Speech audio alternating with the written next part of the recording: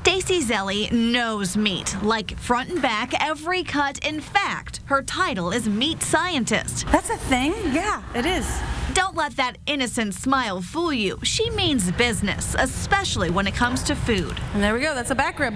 Zelli tells me there are two things you have to remember when you buy meat. Limbs are going to be less tender and they need a little bit more attention. The other thing is, if you can remember, the animal's generally fattened from front to rear.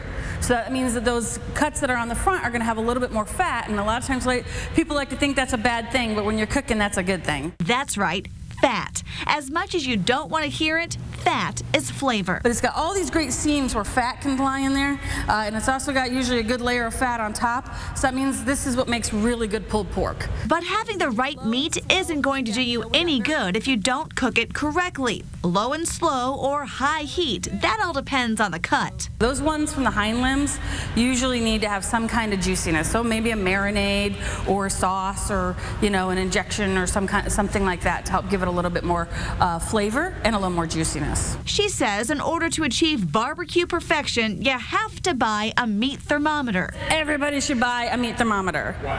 Why? Because we want to temp the coldest part of that to make sure it's safe and to make sure that, of course, we're at the right temperature. So there you have it. Meat advice from a meat scientist. When you have more color, that means you've got more juices in there.